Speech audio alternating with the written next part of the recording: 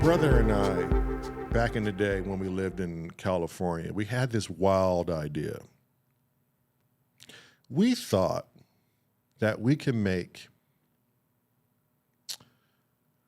biodiesel. What do you mean we thought we could make? Okay, it started as an epiphany at first. There's the we thought.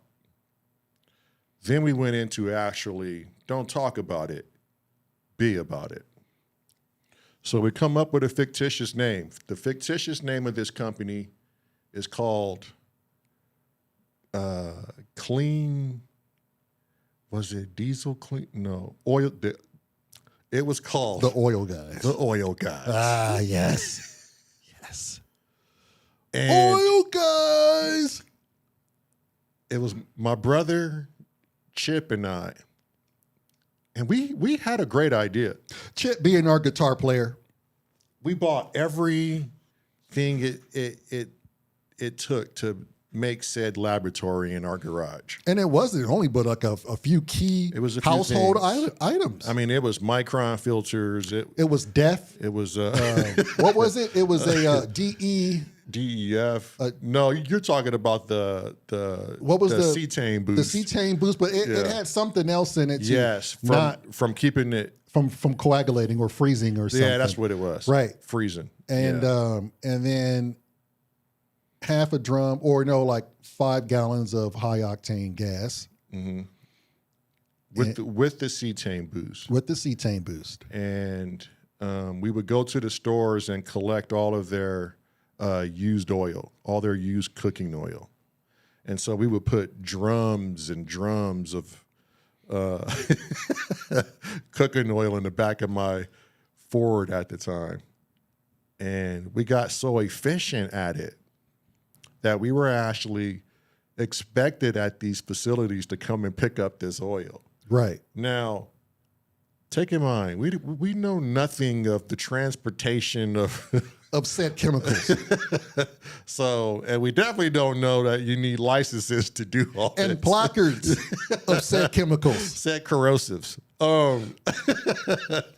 So we got so efficient at making this elaborate cooking of biodiesel.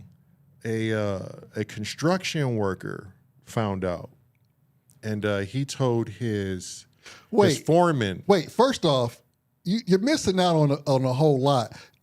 When you're I was gonna get there. When you've been introduced to making biofuel, yeah, it doesn't go perfect. I'm just telling them how far we got right now. Okay. So we got all the way to working for a well-known construction company. He thought it was great. He wanted to run this fuel in his tractors and his skip loaders, and we were on board until someone, I forget who it was, they told us the whole 9 yards about biodiesel and how you can't sell it. Mm-hmm. And it's only for, one household deal, and I guess X amount of cars could only use it in that household, right? So it was against the law to try and, go up against OPEC or something like that. Yeah. If not against the law, it's deadly. It's deadly. And so we got an opportunity to sit with the owner to Panda Express, and we went to a satellite corporate company, and it was in San Pedro. I don't know if it's still there. And, when you're the oil guys like ourselves, we had a different dress code. Yeah. So I don't know if people were actually taking us serious. Yeah, there was no uniform involved with this process. We're used to just picking up oil on the side of the building, where all the shit is, and getting our product and going down our merry way. But we had to go sit with some execs from Panda Express. And let me tell you, we went in there a little, let's say, feeling deserty. Yeah. Whatever that means to you. But we look like well-dressed desert hounds. Right.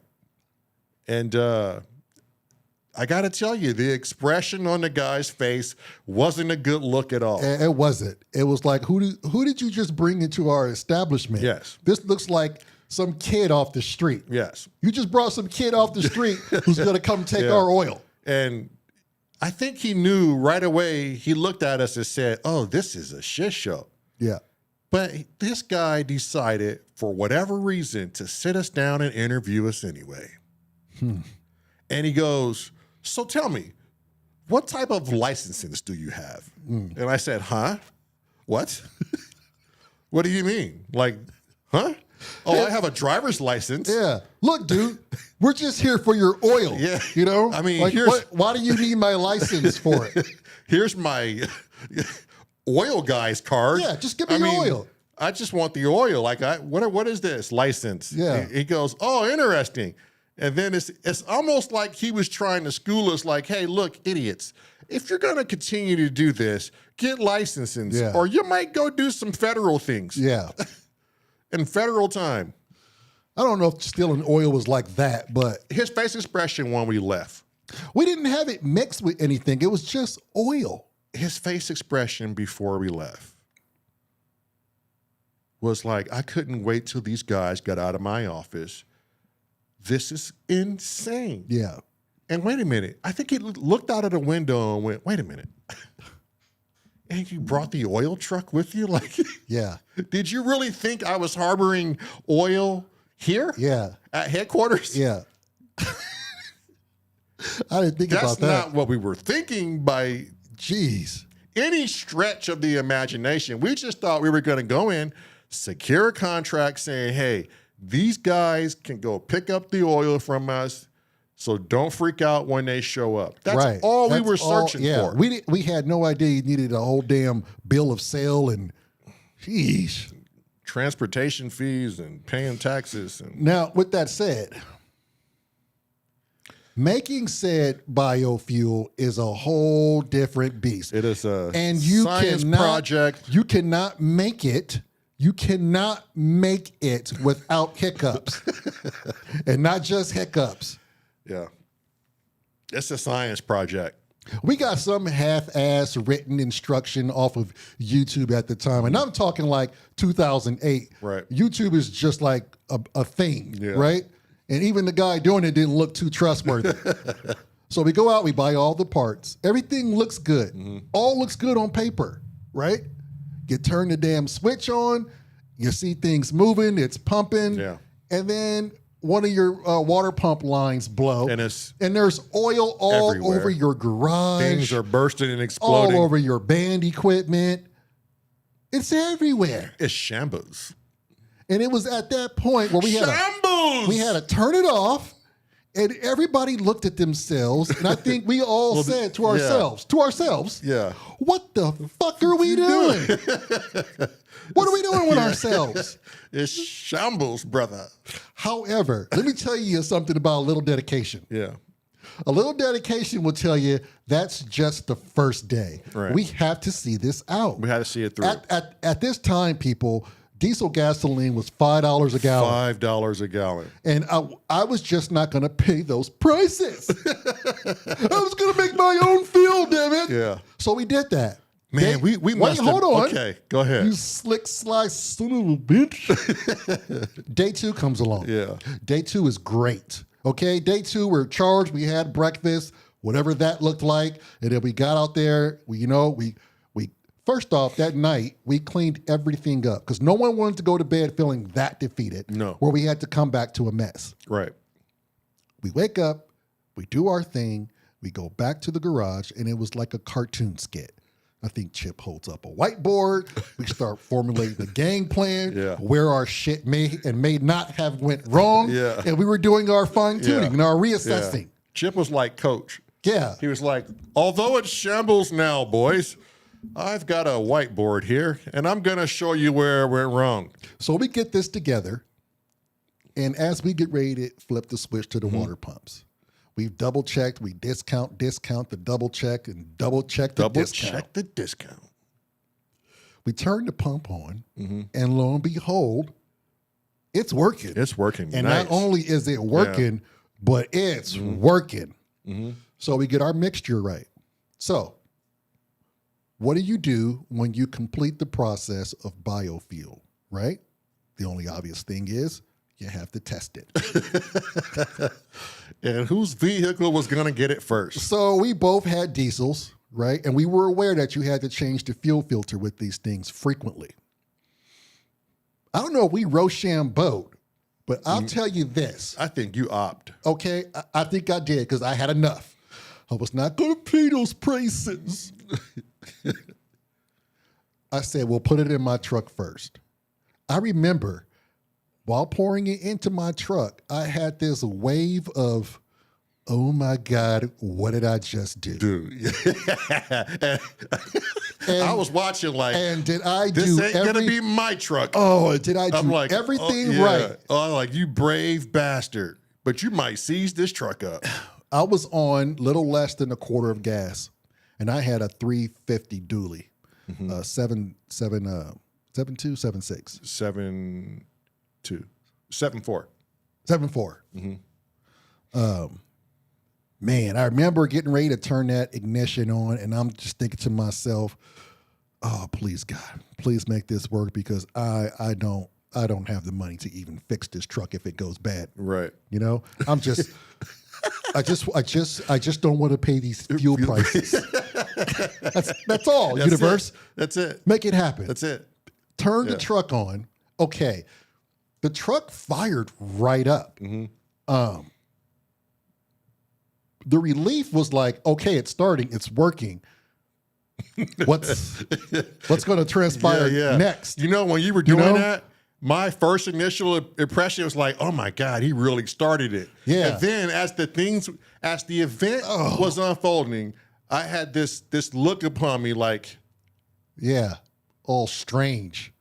For a long time, I petted my face and said, any time now. Yeah. I remember, okay, so it was, And that time never came, and I was like, wait. it's still going. Does it work? And I was like, what is that amazing smell? That's what I was getting to. The smell of Chinese food oil when it has been reprocessed and combustionalized, reclaimed. Combustionalized. I'm going to make up words. It comes out of the tailpipe smelling delicious. Yes. I mean, not delicious, but you could tell that, hey, man, a fast food truck just passed me. Like, you could tell. You could smell fried chicken in the air. And I went, so we ran it. Okay. Full tank of it, too. Remember, we just made a 55-gallon drum of this. Full tank. Ran it up and down the desert.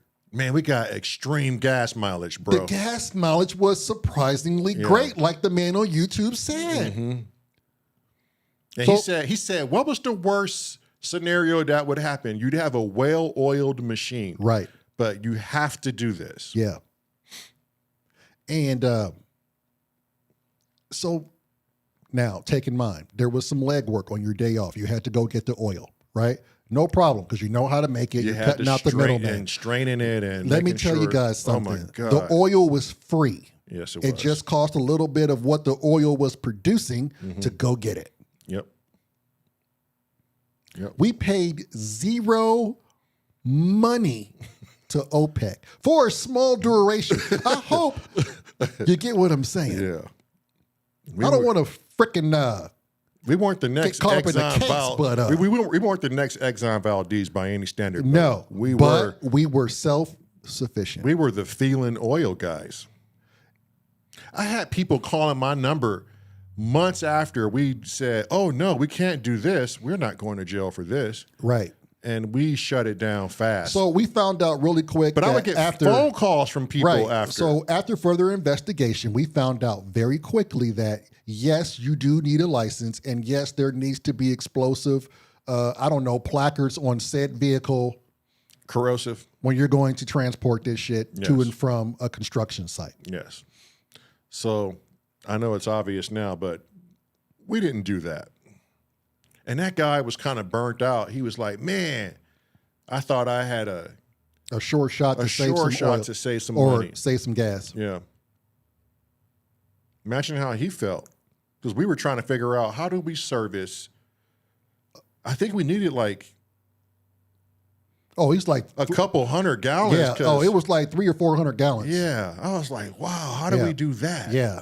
See, what that was doing was it was going to put us into a land called federal time, and I don't think I'm sure glad this business tanked. Yeah, but it was fun. But it was a hoot. I know how to make biodiesel. We know how to make biodiesel. Like the channel. Subscribe. Ring the goddamn bell if you want to. Everything's on the bottom.